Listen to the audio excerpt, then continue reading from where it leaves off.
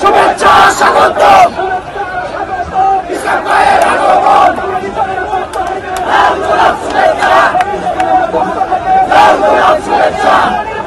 আপনাদের মাঝে রাখবো, আপনারা শুনবেন। প্রথমে আজকে আপনারা জানেন যে হাইকোর্টে একটি ভুয়া রিট বলা যায়, সেই রিট দিয়ে আমাকে মেয়র পদে শপথ গ্রহণ করানোর থেকে বাধাগ্রস্ত করানোর একটা অপচেষ্টা করা হয়েছিল সরকারের পক্ষ থেকে।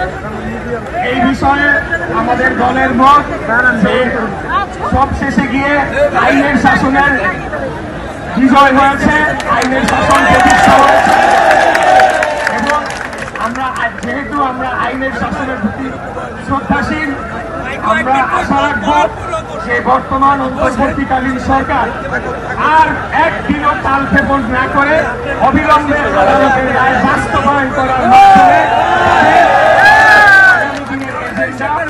জনগণের কাছে আমাদের নির্দেশনা এরকম যে আজকে যেহেতু আমরা রায়টি পেয়েছি, আমরা এটি নিয়ে কাজ চলছে। যদি আবারও টাল বাহানা করে এই সরকার, আবারও কাল ক্ষেপণ করে, তাহলে কালকে সকালেই আবার আমরা এখানে এসে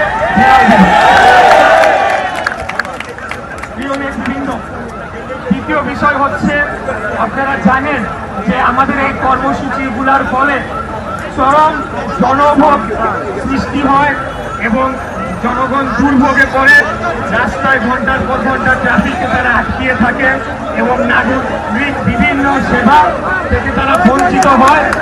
এই যে ঘটনাটি ঘটে, সেটার জন্য আমাদের নেতা এবং আমরা দুজনেই ঢাকার সাধারণ জনগণের কাছে আমরা আন্তরিকভাবে ক্ষমা প্রার্থনা করছি।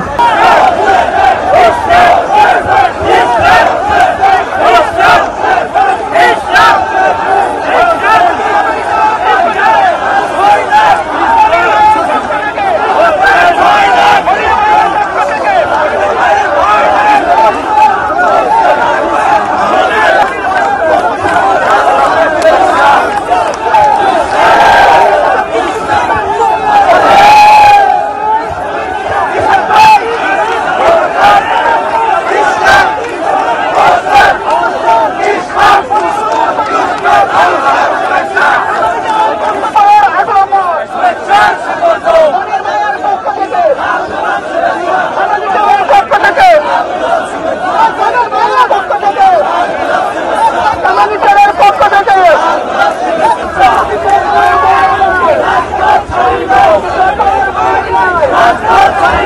go!